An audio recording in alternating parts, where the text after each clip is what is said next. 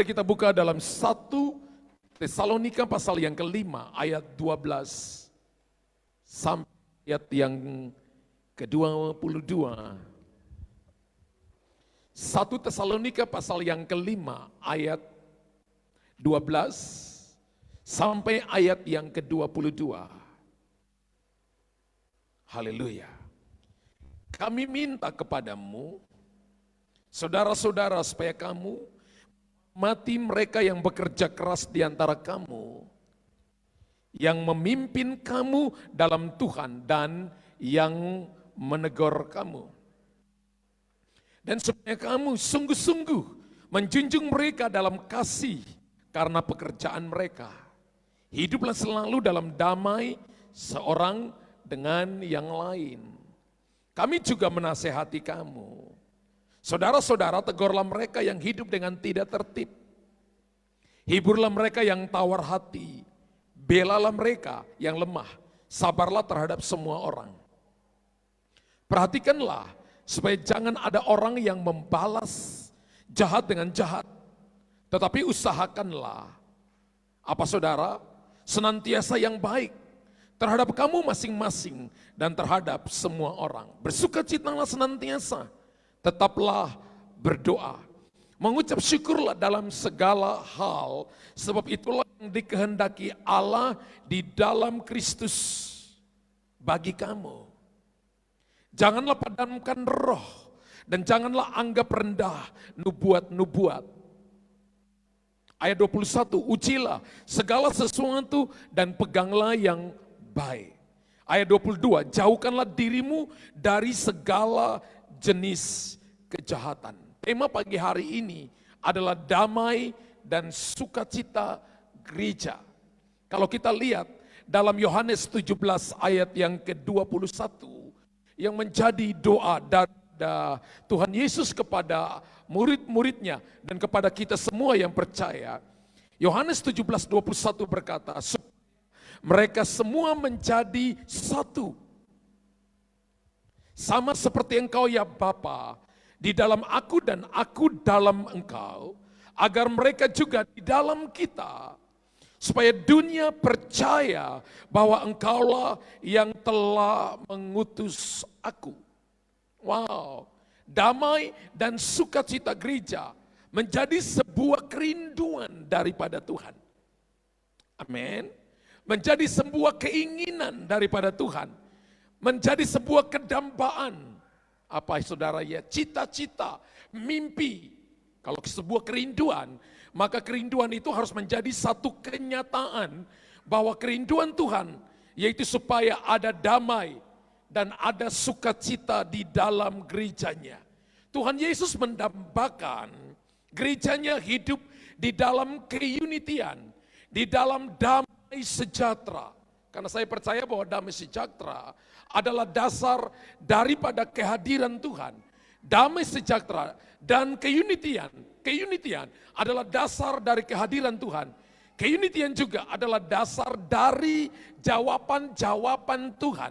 Dan keunitian juga adalah dasar daripada berkat-berkatnya. Amin.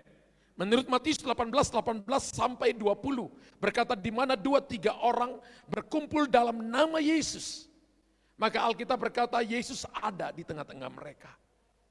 Bahkan bukan cuma ada di tengah-tengah mereka, mendengarkan setiap seruan minta tolong, setiap doa mereka didengarkan ketika Anda duduk berdoa bersama-sama.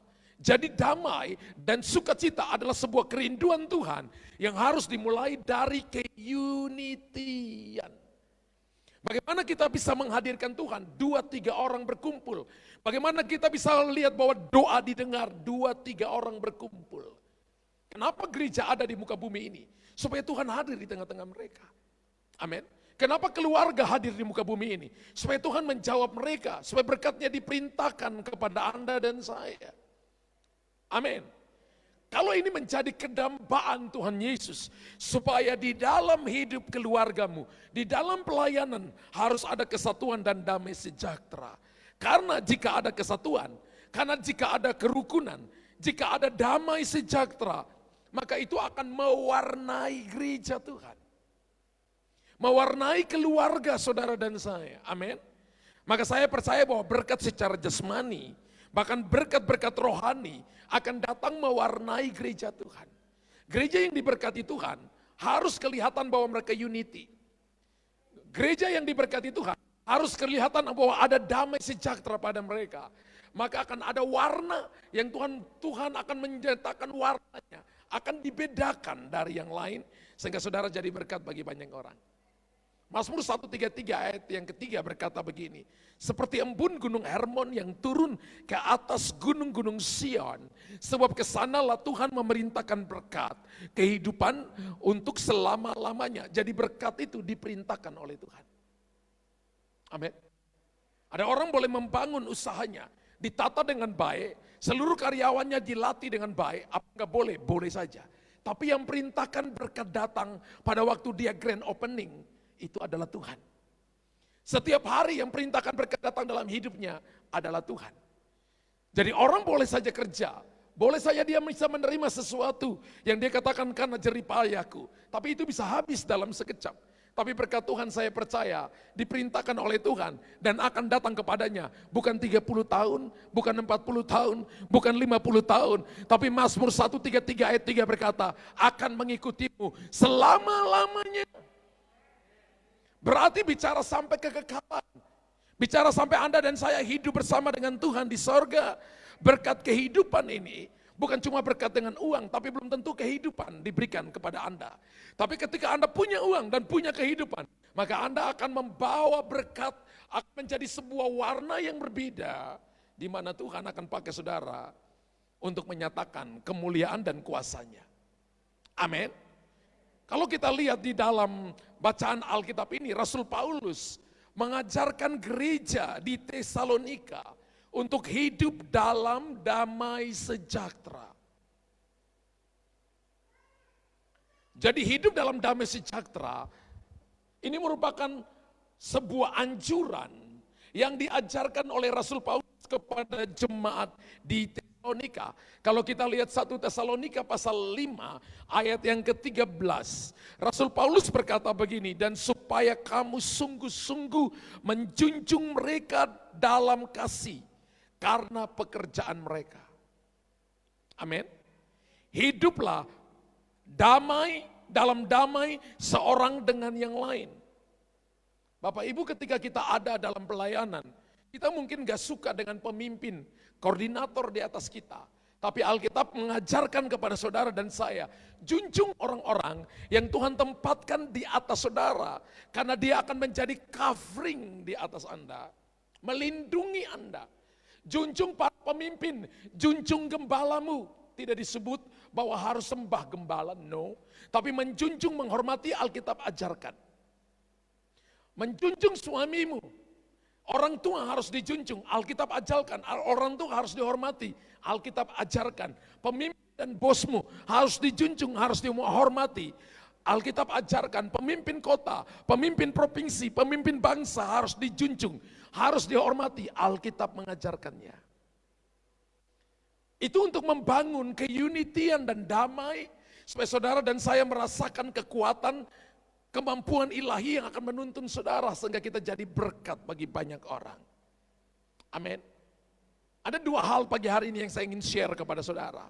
Mari kita renungkan beberapa hal tentang damai sejahtera dalam gereja Tuhan.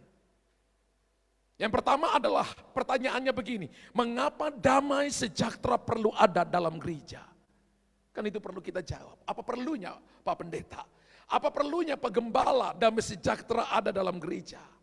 Ketika saya renungkan, maka saya menemukan begini, mengapa damai sejahtera perlu ada dalam gereja? Karena damai sejahtera akan membantu pertumbuhan gereja Tuhan.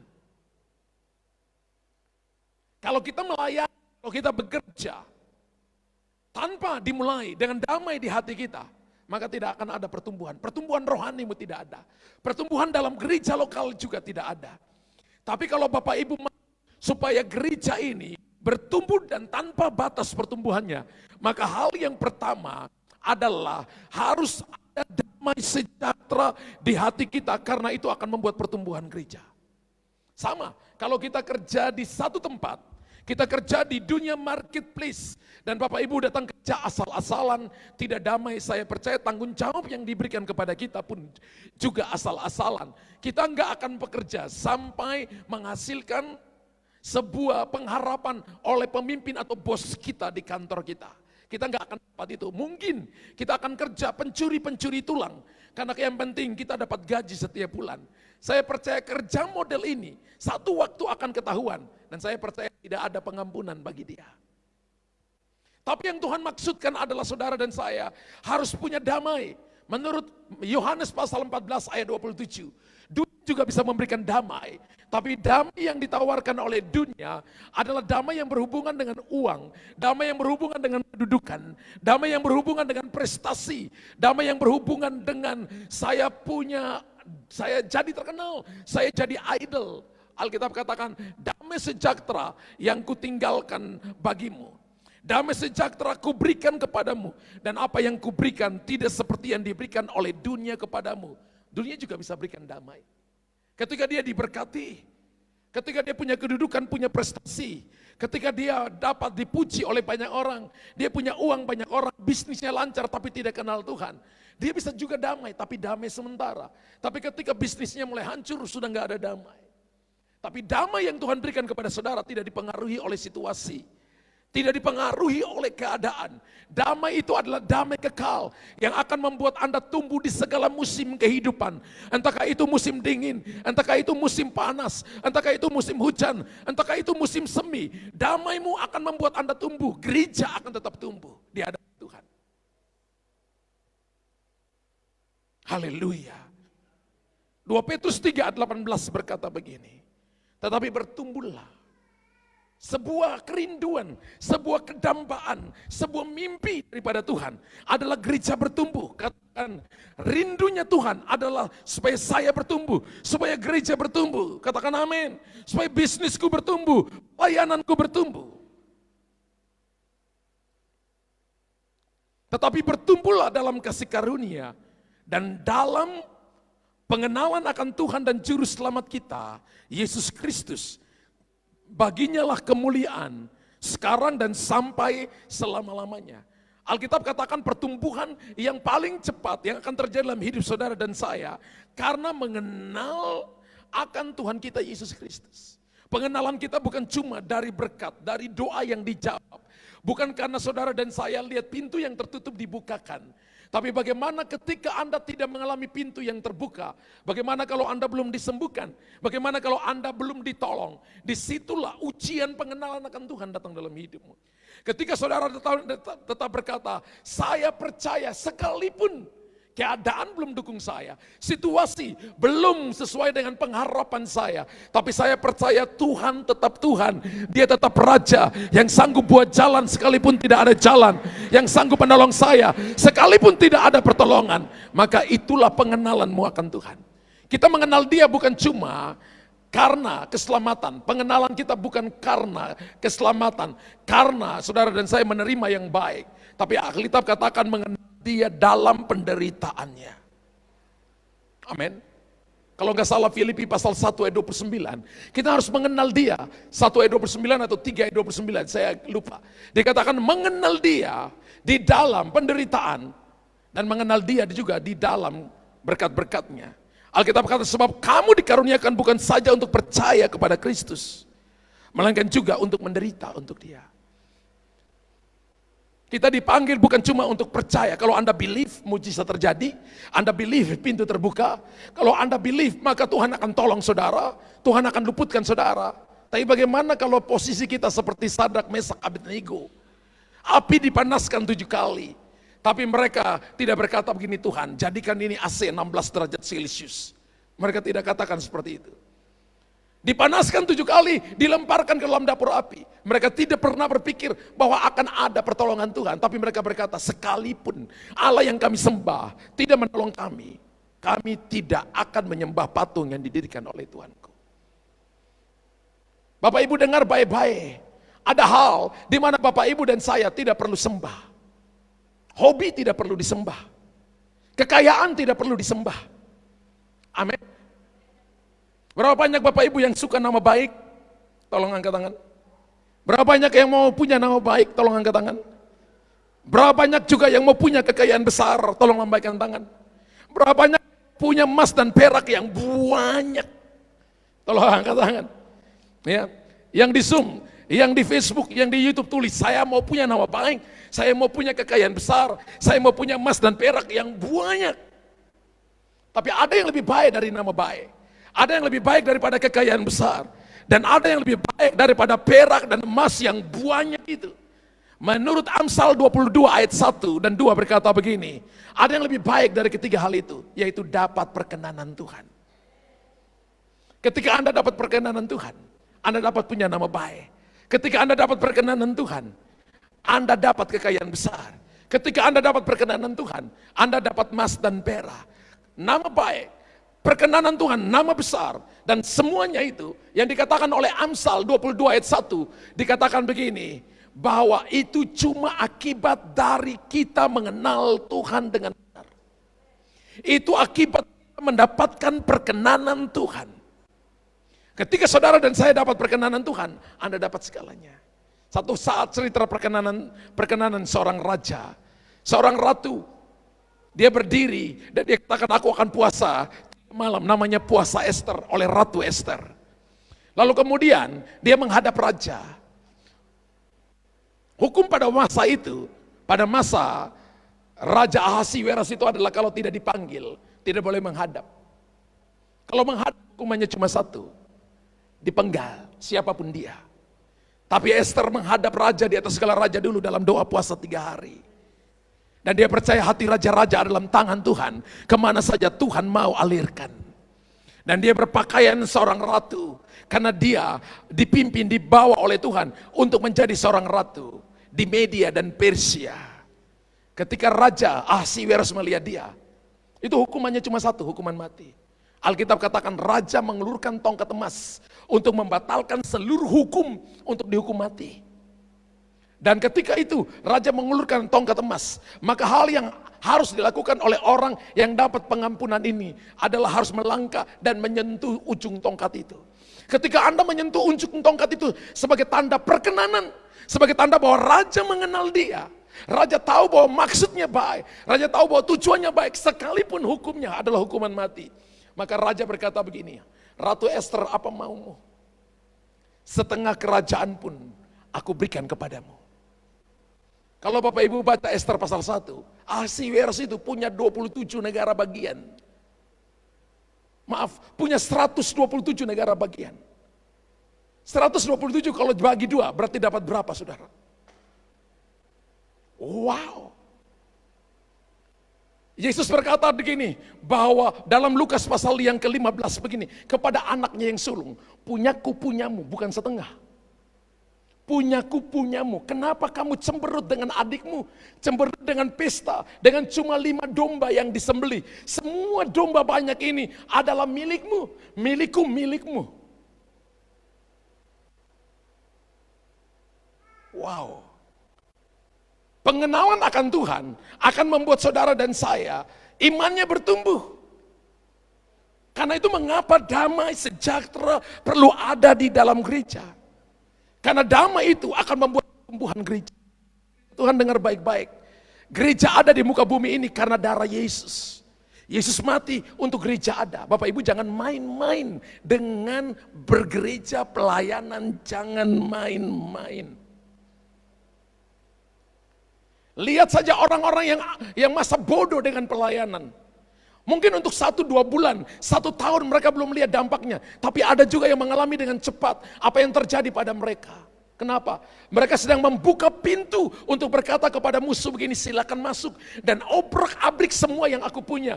Bukan cuma harta benda, termasuk kesehatan.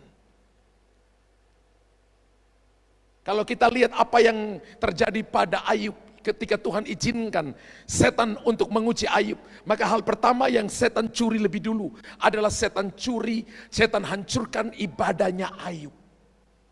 Yang dibunuh pertama adalah bukan unta, tapi kambing domba. Kambing domba pada masa Ayub adalah binatang korban. Artinya kalau tidak ada kambing domba, Ayub nggak bisa ibadah, nggak bisa kuduskan anak-anaknya.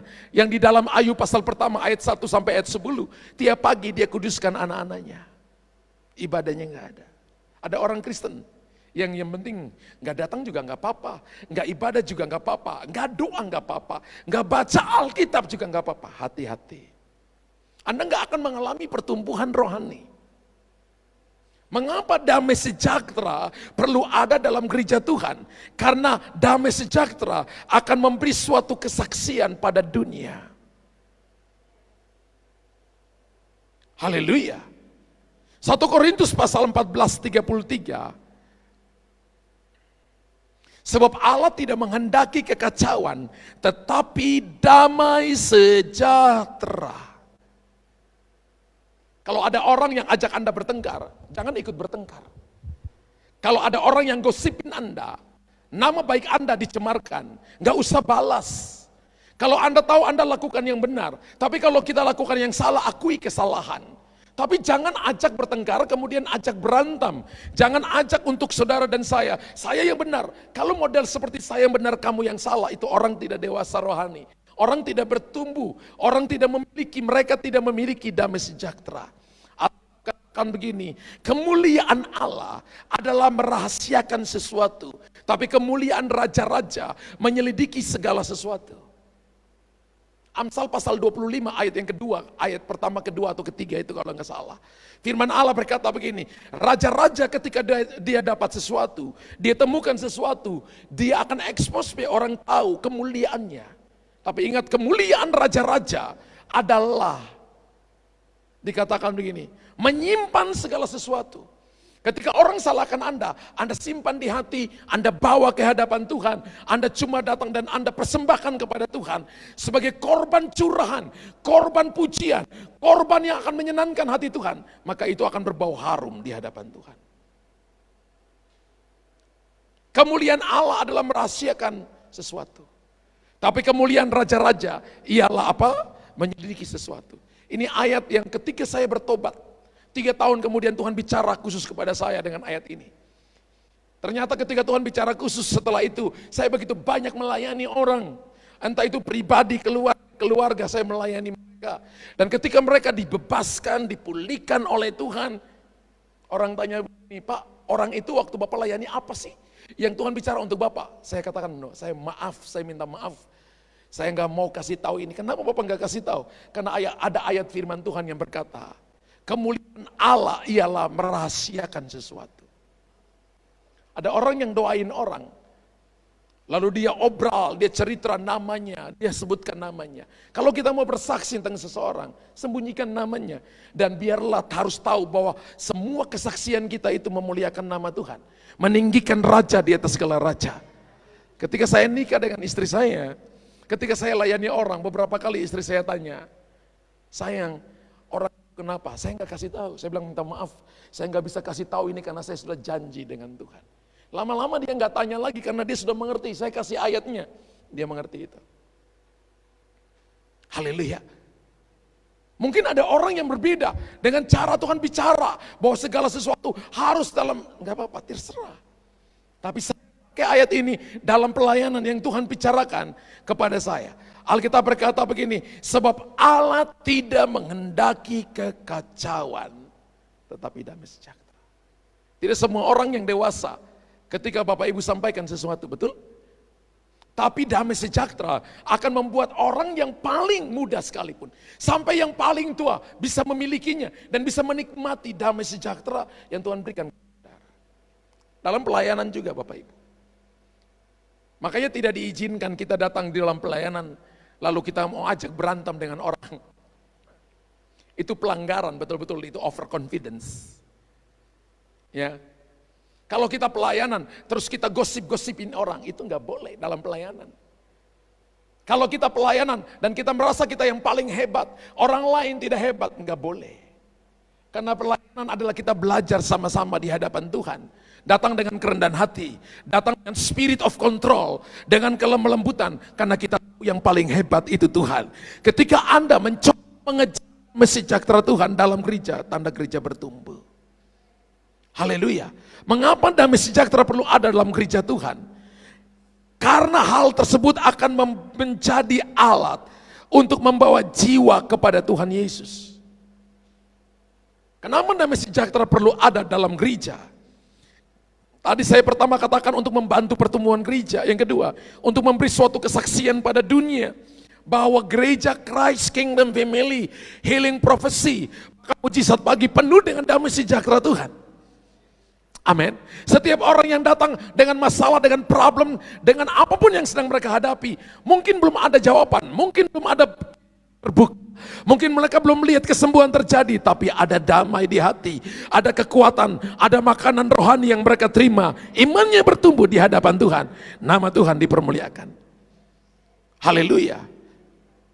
Damai sejahtera perlu ada dalam gereja, karena itu untuk membawa jiwa-jiwa kepada Tuhan. Yakobus pasal 4 ayat yang kedua. Yakobus pasal 4 ayat yang kedua. Kamu mengingini sesuatu, tapi kamu tidak memperolehnya. Lalu kamu membunuh. Kamu iri hati, tapi kamu tidak mencapai tujuanmu. Lalu kamu bertengkar dan kamu berkelahi. Kamu tidak memperoleh apa-apa karena kamu tidak berdoa. Wow. Damai sejahtera perlu ada dalam gereja Tuhan karena damai sejahtera akan menjadi alat untuk membawa jiwa-jiwa kepada Tuhan Yesus. Kalau kita mau lihat jiwa-jiwa memenuhi gedung ini, bahkan satu waktu kita harus tambah ibadah, bukan cuma ibadah beberapa kali, tapi ibadah berkali-kali. Maka saudara harus banyak berdoa. Gereja yang sehat bukan hanya tugas tim doa yang berdoa. Gereja yang sehat adalah gereja yang 100% jemaatnya berdoa. Saya nggak percaya bahwa gereja sehat itu hanya beberapa orang yang berdoa, lalu yang lain itu tidak sehat. Yang lain datang itu hanya menikmati euforia saja. Atau kita memperalat Tuhan untuk kita mendapatkan tujuan kita. No, itu bukan tujuan Tuhan menaruh gereja di muka bumi ini. Tujuan Tuhan menaruh gereja di muka bumi ini adalah supaya kita semua bisa datang dan mengalami Tuhan secara pribadi, satu persatu, supaya mendapatkan jawaban Tuhan pada masanya, mengalami pertolongan Tuhan yang ajaib. Itu janji Tuhan bagi kita. Amin. Membawa jiwa-jiwa bagi Tuhan. Ketika Bapak Ibu gereja penuh dengan damai sejahtera dan sukacita, makanya kalau kita jadi usher yang onsite harus penuh damai sukacita. Sehingga orang yang datang dengan masalah lihat wajah kita, saudara, orang sudah wow, hati penuh gembira. Jangan gedungnya bagus, muka kita tidak bersuka cita atau tidak membawa damai. Tadi waktu saya masuk senyum, kan sama tidak ada damai dan sukacita. Betul, haleluya. Tapi kalau ada damai dan sukacita dari dalam hati saudara, refleksinya daripada Anda ngomong, daripada Anda bicara, daripada Anda bertindak, daripada Anda memberi dalam hal lagu pujian penyembahan, memberi dalam hal keuangan, maka akan membawa sebuah dampak untuk menyelamatkan jiwa-jiwa bagi Tuhan Yesus. Amin. Kalau itu yang Bapak Ibu kejar, itu yang Bapak Ibu lakukan, maka kita akan melihat damai sejahtera dan sukacita dalam gereja Tuhan. Yang kedua, Pastor, bagaimana caranya supaya damai sejahtera berada dalam gereja? Kalau tadi, ya, mengapa? Pertanyaannya, mengapa damai sejahtera perlu ada dalam gereja? Karena membantu pertumbuhan gereja. Karena jadi kesaksian bagi dunia. Karena untuk membawa jiwa-jiwa pada Tuhan. Lalu yang kedua, bagaimana caranya supaya damai sejahtera berada di dalam gereja? Bagaimana caranya? Damai sejahtera ada dalam gereja jika kita berjalan dengan Tuhan. Bapak Ibu tidak akan mungkin melihat damai sejahtera ada dalam gereja kalau kita tidak melakukan firman. Tapi saya percaya ketika kita melakukan firman, bukti bahwa kita takut akan Tuhan, maka kita sedang menghadirkan damai sejahtera dalam gereja, dalam keluarga Bapak Ibu, dalam bisnis, dalam pekerjaan kita. Kita sedang mengizinkan Roh Kudus untuk mengambil alih segala yang kita kerjakan. Kalau kita baca kitab Amsal, takut akan Allah adalah kekayaan, kehormatan, kehidupan. Takut akan Allah itu adalah pengertian, pengetahuan. Jadi ketika kita takut akan Tuhan, maka saudara dan saya akan mengalami semua yang Anda sedang kejar, yang Anda sedang doakan itu. Kenapa kita perlu menghadirkan damai sejahtera di dalam gereja? Karena itu akan membawa semua jawaban doa, semua yang Bapak Ibu dan saya rindukan, semua yang Bapak Ibu sedang pertanyakan, semua yang sedang membingungkan kita, semua yang selama ini menghalangi saudara, akan disingkirkan dan Tuhan akan membawa Anda berjalan di sana. Pertanyaannya begini, apakah Anda alami? Kalau belum, koreksi hati kita. Saya percaya firman Allah diberikan kepada kita, bukan supaya saudara dan saya tidak mengalami apa-apa. Semua firman dari Kejadian sampai Wahyu, Tuhan berikan kepada kita dengan pertolongan Roh Kudus, supaya kita bisa mengalami berkat-berkatnya. Katakan ya dan amin. Galatia pasal 5 ayat 16 berkata begini, maksudku ialah, hiduplah oleh roh, maka kamu tidak akan menuruti keinginan daging. Kalau kita tidak hidup mengikuti firman Allah, Allah kita adalah roh, barang siapa menyembah dia, harusnya menyembah dalam roh dan kebenaran. Ingat baik-baik, Tuhan tidak mencari penyembahan, tapi Tuhan cari penyembah. Tuhan cari pribadi-pribadi yang mau menghadirkan, menghormati, mengagumi dan mencintai dia dalam roh dan kebenaran. Berarti kita sebagai penyembah, pemusik, penyembah, jemaat juga adalah penyembah. Kita adalah pelaku firman. Amin. Jadi sebenarnya bar ini cuma tempat memberikan kepada kita alat peraga, supaya sampai di rumah, sampai di tempat pekerjaan, kita bisa mempraktikkan, mempergunakan alat peraga itu untuk menuai, untuk menjadi berkat, untuk membawa damai dan sukacita. Itu tanda bahwa kita Kristen yang benar. Sebab ada Kristen yang bodoh, ada Kristen yang bijaksana. Matius pasal 24 berkata 5 gadis bodoh, 5 gadis bijaksana. Bicara gereja ada yang bodoh, gereja ada yang bijaksana. Berapa banyak gereja yang bijaksana di sini? Berapa banyak gereja yang bodoh di sini? Mungkin Bapak Ibu nggak angkat tangan. Tapi Tuhan lebih tahu hati kita. Damai sejahtera ada dalam gereja jika kita berjalan dengan takut akan Tuhan. Coba kita lihat Efesus pasal 4 ayat 1 kemudian lompat ayat 17. Efesus pasal 4 ayat 1 kemudian lompat ayat 17.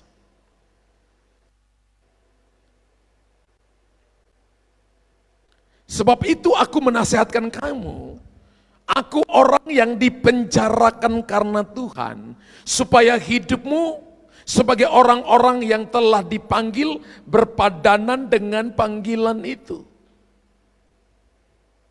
Bayangkan, untuk cuma supaya orang berpadanan dengan panggilan itu, saking yakinnya dengan firman Allah ini, saking yakinnya dengan firman Tuhan, bahkan sampai dimasukin dalam penjara. Ketika dalam penjara pun Rasul Paulus masih menulis kepada jemaat di Efesus, sekarang daerah Turki, dikatakan begini, bahwa supaya hidupmu berpadanan, hidupmu menuruti keinginan Tuhan dan tidak mengikuti keinginan diri sendiri, tapi mengikuti panggilan Tuhan. Semua kita ketika duduk di tempat ini, ketika dengarkan khotbah ini, kita semua dipanggil oleh Tuhan dengan panggilan-panggilan khusus. Hidup kita harus kita taruh di sana, dan itu adalah caranya supaya damai sejahtera berada dalam gereja. Bayangkan kalau Bapak Ibu tiap waktu, Bapak Ibu tahu ini panggilanku memberitakan Injil, panggilanku adalah berdoa, panggilanku adalah main musik, panggilanku adalah jadi worshiper, panggilanku adalah sebagai singers, panggilanku adalah OHP. Ketika Bapak Ibu tiap waktu dengan pikiran itu, dan ketika Bapak Ibu datang di dalam gereja melayani, maka saya percaya api damai sukacita, api mujizat, perkara-perkara hebat, tidak ada yang sanggup menahan saudara. Anda akan melihat perkara-perkara ajaib Tuhan nyatakan bagi saudara. Makanya kenapa nggak terjadi?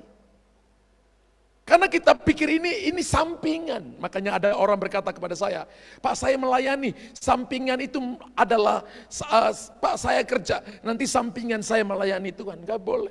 Pekerjaan Tuhan gak boleh jadi sampingan. Pekerjaan Tuhan harus menjadi nomor satu. Saya melayani sambil bekerja, yes. Bukan bekerja sambil melayani. No. Pekerjaan Tuhan harus kita utamakan. Harus dinomorsatukan.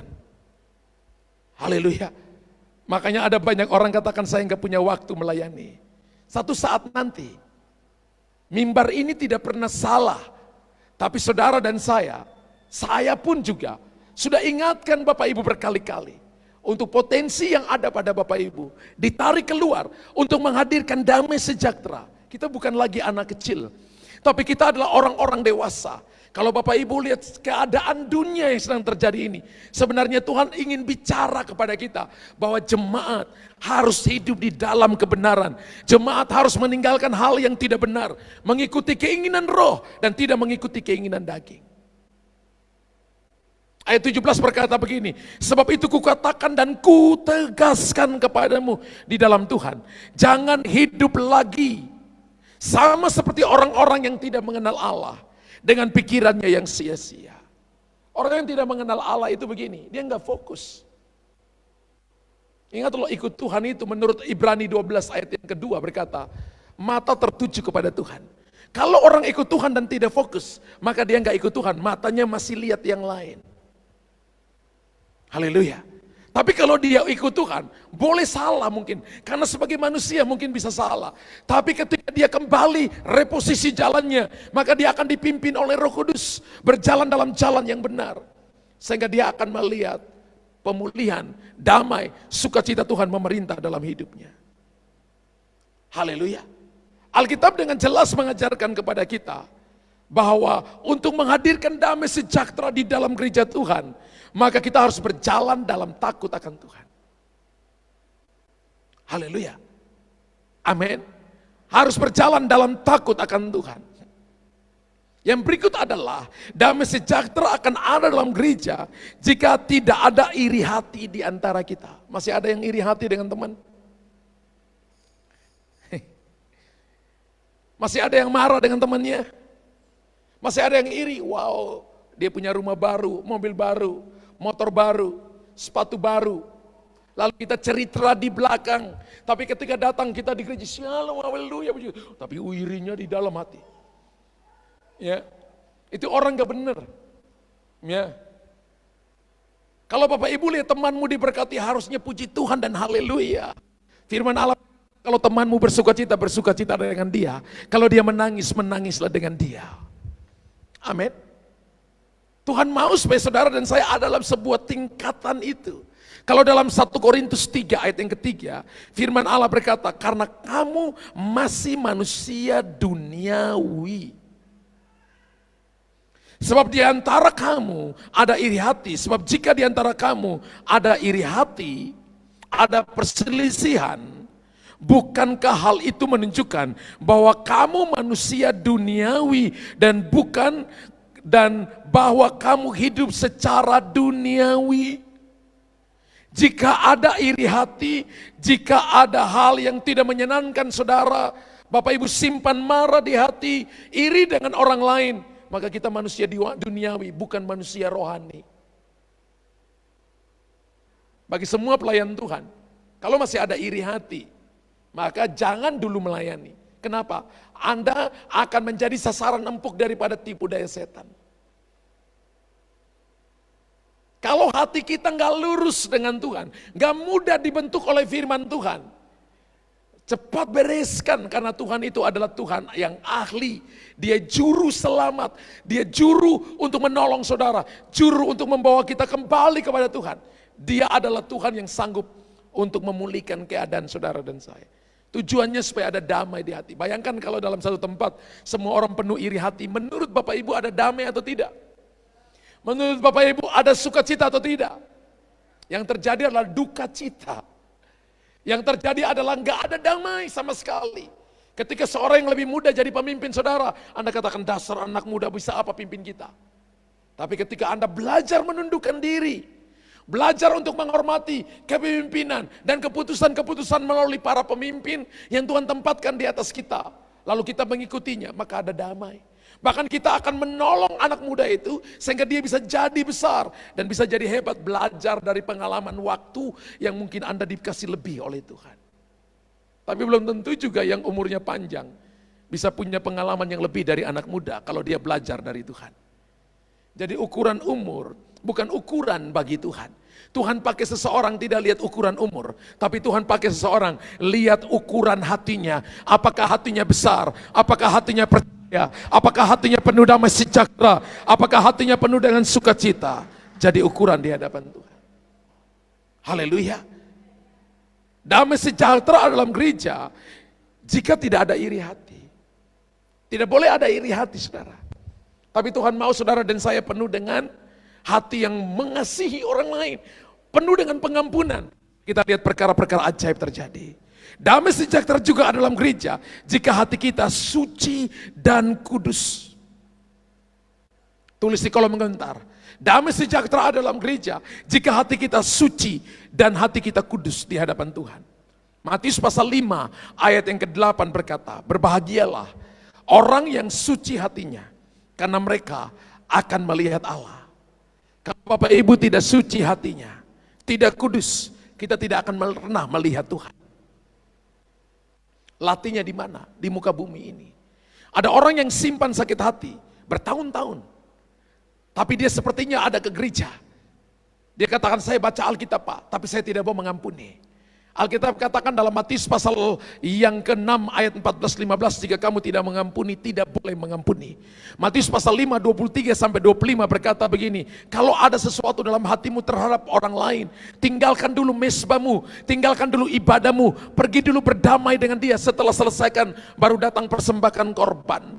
Artinya Tuhan mau kita selesaikan apa yang ada dalam isi hati kita lebih dulu daripada saudara datang mengekspresikan sesuatu yang bisa menipu orang lain.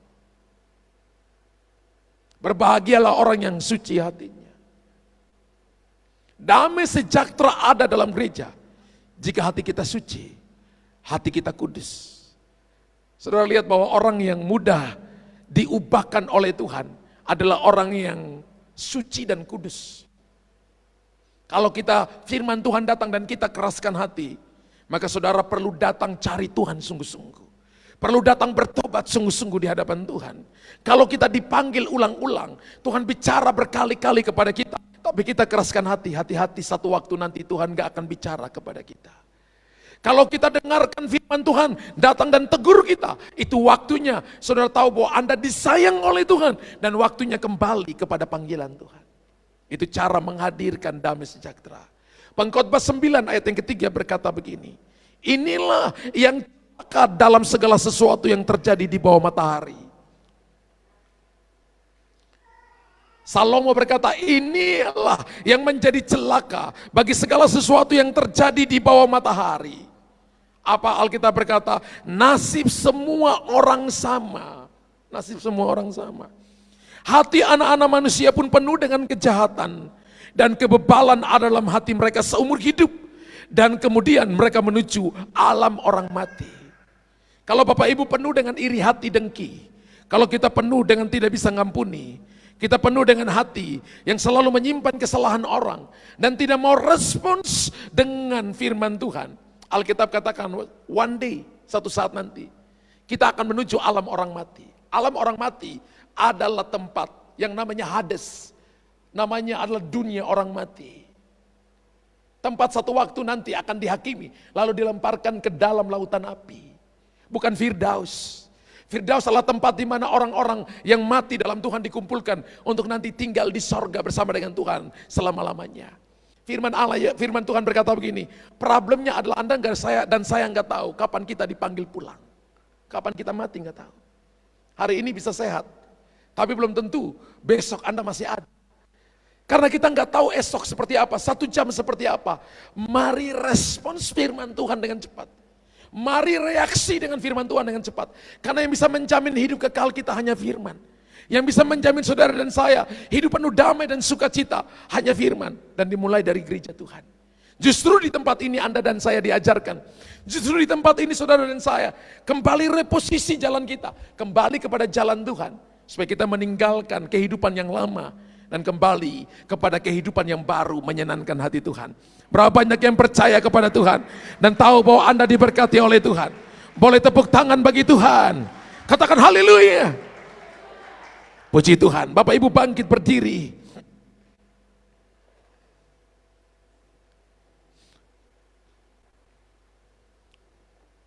Syarabasana kamaturi.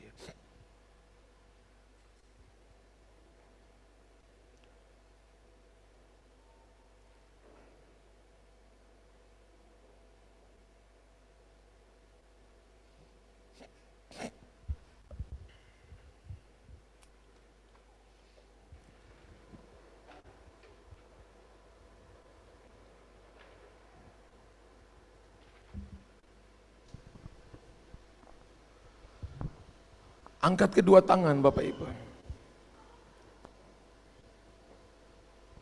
Mari renungkan firman Tuhan ini.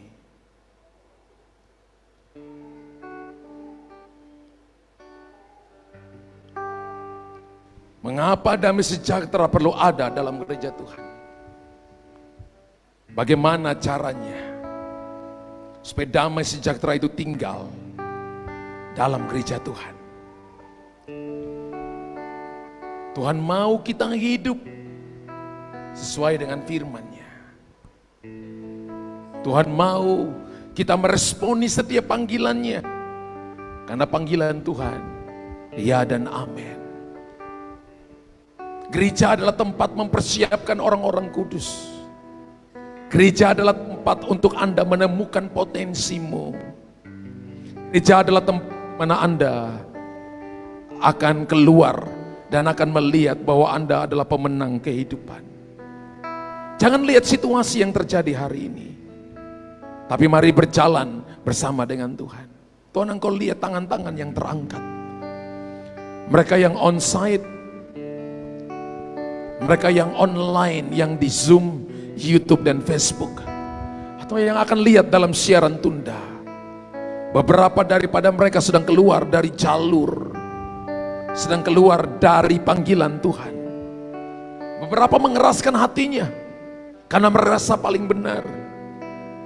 Tapi pagi hari ini kami datang kepada Tuhan yang tahu isi hati kami. Karena kami tahu Engkau panggil kami untuk menaruh damai dan sukacitamu, sehingga kami akan melihat perkara-perkara hebat. Untuk kami takut akan Tuhan. Untuk kami tidak iri hati. Untuk hati kita suci dan kudus.